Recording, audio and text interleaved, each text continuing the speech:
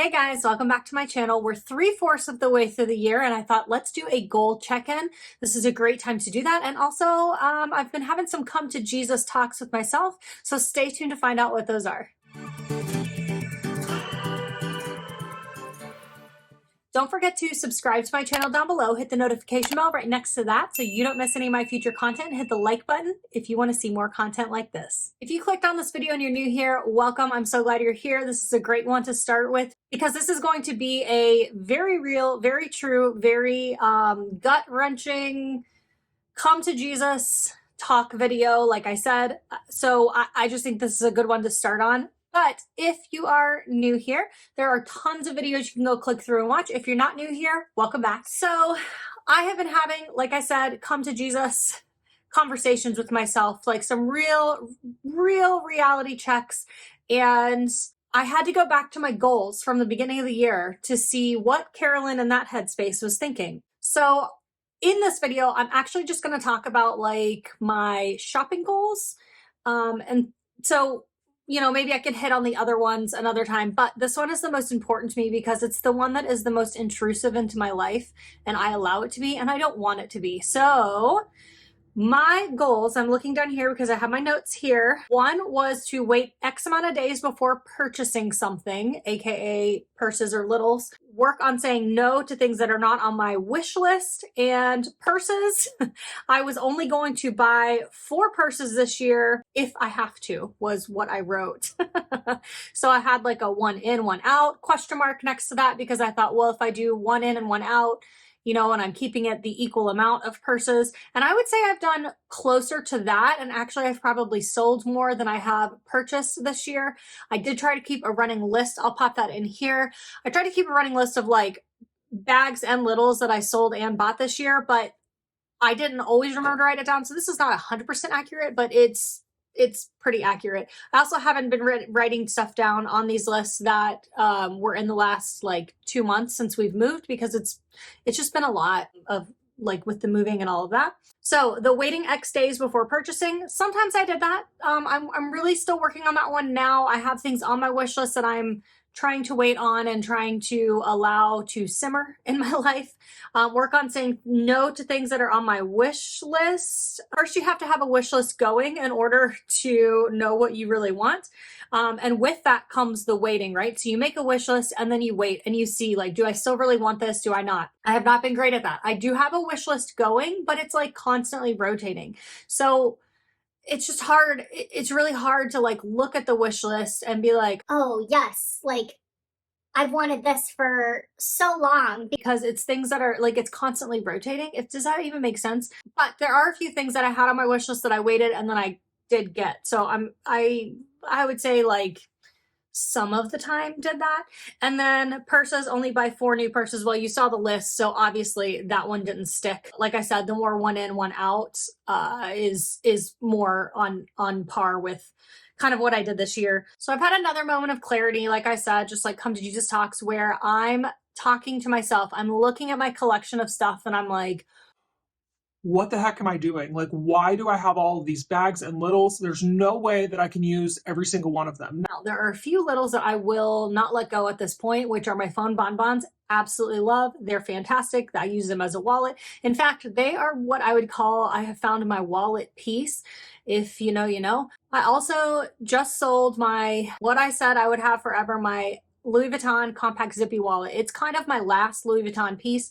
I do have one Toiletry 19 left. However, I bought it on Etsy and a girl had relined it and that lining is coming off. So it doesn't have the stamp in it and it doesn't, it's not like whole anymore, if that makes sense. So I will be keeping that one at least for now. But I thought I would never sell that compact zippy wallet. But when I looked at it this last week, I thought I literally have it just sitting in there. It has moved with me from place to place for the last how many years? 3 years. It's just moved. And I have not used it in 3 years. And part of the reason I was keeping it is it was a gift from my parents. It was something I asked for Christmas years ago. And I did use it. I used it quite a bit. I used my Louis Vuitton zippy wallet quite a bit. And I thought I would never sell that. And I did sell that years ago. So these things are just things. And that's what I'm really coming to realize. If my, the minimalists talk about, if your house burned down and you did not have that thing anymore, would you be sad or would you feel like relieved, right? And so I had to look at my collection and go, what pieces would I keep? Another big thing for me is I want to be creative. I want to be creating with my hands. I want to be making things. I have found in the past years, I've done like woodworking and some leatherworking and whatnot. Well, I'm going back to that, right? Like I want to consume my mind with how I can put things out in the world rather than bring things into my world. And so I am starting to create some like leather keychains, and I redid our table. So we found a table on Facebook Marketplace that was it was $50 for table and chairs. We went to pick it up and the lady was like, please just take it. We're moving and I want it gone. So we got it for free. And here's a before picture of it. It was pretty rough and definitely not colors that I have in my home. I have definitely more of a subtle neutral palette. As you can see, this room was already painted pink. So I just kept it because I felt like it was a cute soft pink, but I try to keep it as minimal as possible. I have a few things up on top of those shelves just for decoration. I have one wall in my living room that has a desk with some decorations, and that's where I put like any, well, now I have like fall decor, which is like two pieces for fall decor, and then I'll have Christmas decor, and that'll go like probably just in the living room because I don't like knickknacks everywhere. They really get on my nerves. If you could see my desk right now in front of me, it's driving me absolutely nuts. I'm still working out organization in this space. There's plenty of space for organization, but I'm still working it out. So with all that said, I want to put stuff out in the world. And so I worked on this table. If I haven't already flipped through, there's the before, the during, and the after photos. And it just really got me thinking, like, I would really love to work on kind of like flipping furniture. So tables and chairs and desks and all that. So I've been looking on Marketplace for pieces that I can go pick up and just redo. I don't want to say like simply because it takes a lot of work, but it's so much fun for me. And anyway, I'm going to work on like putting out in the world more than I take in. So many times I've thought about like just stopping doing YouTube. One, because it's not a money maker for me. It's just for fun. Two, it takes my time, and it takes my time for something that's not making me a like big salary, right? Or a big payout. I think I get paid $100 every 3 to 4 months. And I enjoy doing it. I'm a little baffled because I know people that have put videos up and somehow they just hit right and they're not putting videos up now, but they're still making decent money every month. Like more than what I make every 3 months, they're making in 1 month and not continually putting videos up. So I don't really understand the YouTube algorithm. They continue to change it. So for me, I just don't feel like fighting the algorithm for something that's just fun for me. Like I just enjoy making these videos about purses. And 3, I've thought about stopping it because I just get too sucked into the numbers. Like how many subbies do I have? How many views did I get on this video? Do I have a video ready to go? Like I definitely am ADHD and a little bit OCD. My counselor and I have talked about this many times, but I get to that like obsessive compulsive stage in ADHD where I can't let something go. And that also translates to purses. So when I see something new and I'm like, I just have to have it, I have to have it, and I have to have it now, or I'm going to continue to obsess about it. And I am definitely absolutely working on that because it's not a healthy mindset. So all of this brought me to the thought process of, if I could start my collection over with just rough and tumble, what would I have? And let's say I'm going to keep it at 6 styles and under maybe. I did sit down and I made the list of the styles that I would keep. And at first I was trying just to do 5 styles and I ended up at 6 styles. And in doing this, it made me realize, one, the things that I listed off without looking at my purses and without looking at the list that I have of purses that I own and littles that I own, because I keep a running list, I'll pop that in here on my phone, like notes on my phone. One, I like to keep it because then I know what I spent on that bag. And so when I go to list it up, I know what to ask. But 2, it's so that I can always reference back. And so without even looking at that list or coming in here and looking, I'm like, what do I use? And here's what I came up with. 1, I would want a crossbody style bag. And for me, right this second is the Jenny. The Jenny, I just put a video up about it, so you can go check it out. I'll link it up here. But the Jenny is so easy to carry, and it's such a great style that I have it in a black that is coming. It's in the Windsor leather. And then I also just did place the order for moss. And that's a whole nother thing we'll talk about in a minute, is the colors and leathers of the bags, right? So I'm going to have 3 of those. So like if I was going based on like, I'm only going to have 6 purses, that would be 3 of them. However, I'm doing 6 styles, not purses. So Chill. the second is the Hartleys, and I absolutely have it right here with me because I'm carrying it right now. This is my medium East-West Hartley in tumbled black. And this is by far one of my favorite, easiest carries that I have aside from the Jenny. That's why it's number 1.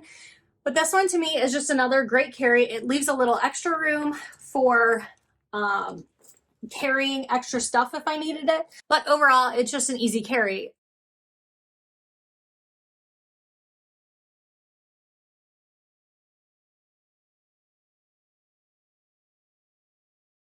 Third one is my crossbody open pocket sling. I think that these are actually some of the easiest carries. So what you can see here, the pattern is I like a crossbody purse. Most of these, let's see, all 3 of these so far have the option of being shoulder carry or crossbody carry. So crossbody, open pocket slings. 4th was like, I thought to myself, I need a tote and I want it to be a really good heavy duty tote. And so I chose my Scarborough. The reason being is I just sold my Asher, the large pine Asher that I had. I just sold that on Mercari because I don't tote anymore. I am a tote girl through and through. I have always loved totes. When Louis Vuitton came out with the Neverfull, I saw one and I was like, I will own one of those one day. and I went on to own like 5 or 6. All sold now. But this Scarborough is all leather. I also have it in the tumbled black. I will pop pictures in here for you guys to see, but it is just an amazing tote. It's so easy to carry, and it has pockets on the front and the back on the outside, whereas the Asher only has a pocket on one side. So to me, that's just a little bit like easier. I just think it's such a great bag. So that is number 4. And then number 5 and 6 were kind of toss-ups because they're 2 styles that are more like new to me. The first one is the Marsdens. And the reason the large Marsdens are what work for me. They come in extra large, which is bigger than the Traveler, and to me just too big.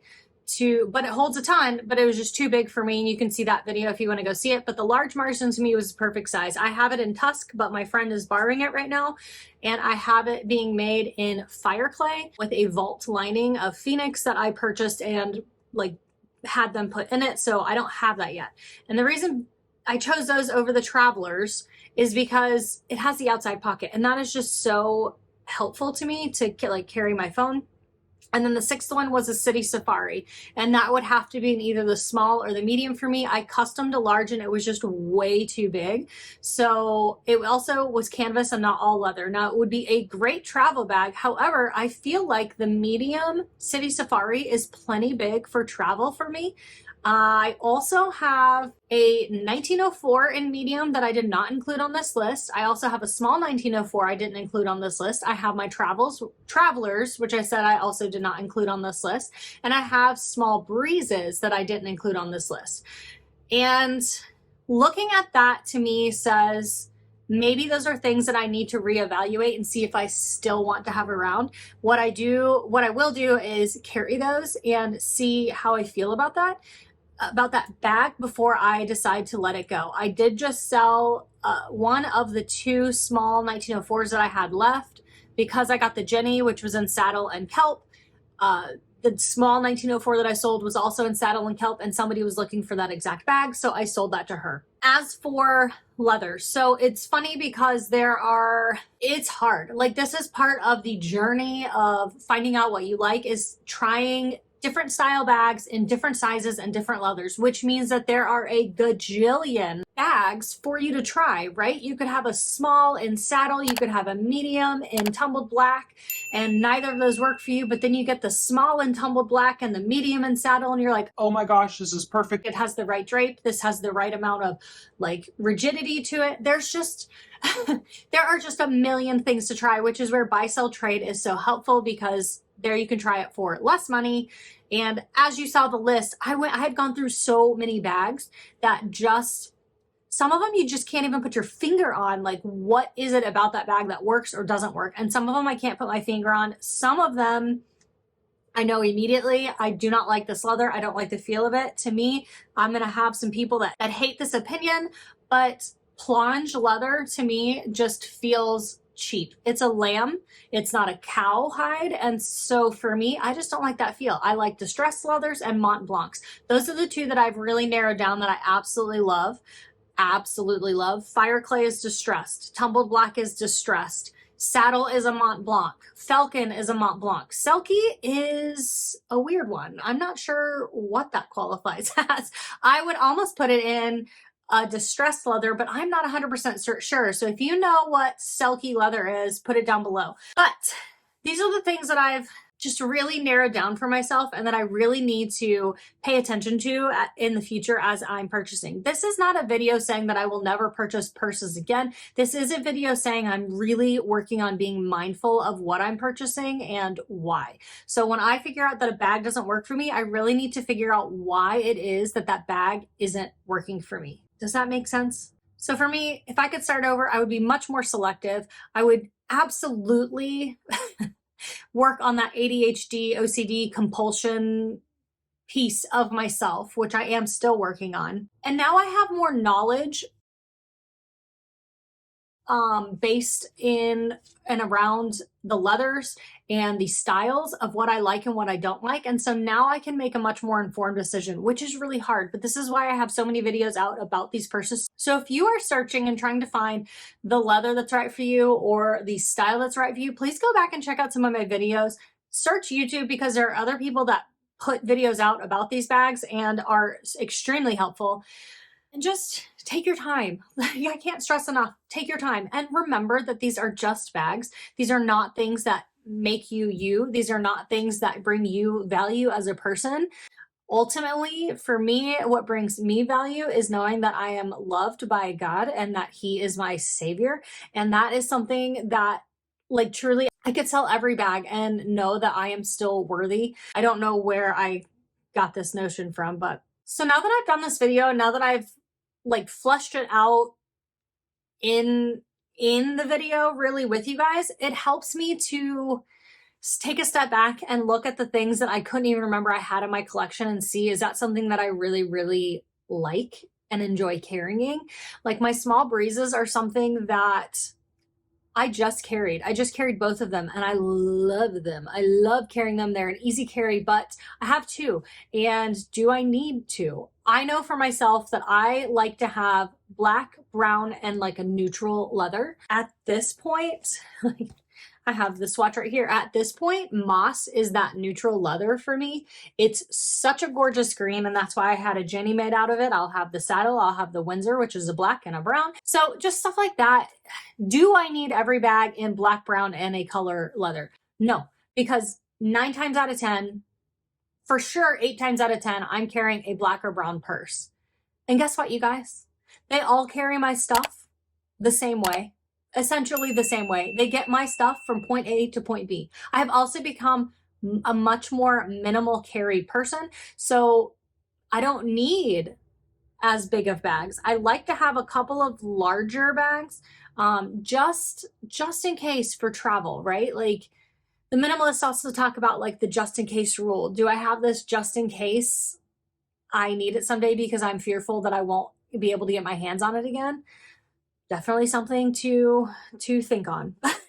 I think I have actually talked about everything I wanted to talk about here. This is a reset for me. I obviously didn't stick with the 4 bags this year. Next year, I don't know what I'll do. We've got 3 months left in the year, so let's just see how well I can pull back. I also know that I have, I think, like 5 bags 5 or 6 bags in the works right now, and I just really need to just chill, right? Just chill. So I also know that every time I've sold a bag, I've never regretted it. And I don't think that I repurchased a bag that I have sold. That's not true. This Louis Vuitton Speedy right here, I have had Speedies and I did repurchase that. However, I repurchased it and realized I don't carry it. I don't like that. I don't like, not that I don't like the style, it's that I reach for all these other bags so much more often. So why do I have this one sitting? I've had it and I haven't even carried it. It's up for sale on Mercari if you're interested. I did get it authenticated. It is real. So if you're interested, go to Mercari. It's a really, really great price. So with all that said, I'm going to wrap that up here and just like leave it where it is. I don't know that there's any big conclusions that I've come to other than I need to slow down. And that's just true in my life as a whole. So with all that said, are there any bags that you've ever had that you've sold that you regretted selling and you wish that you still had it or that you've repurchased? Or have you let everything go and it's been really peaceful and calm and you've not looked back? Let me know in the comments down below. Leave a purple heart emoji in the answer to that question and I'll talk to you guys next time. Bye.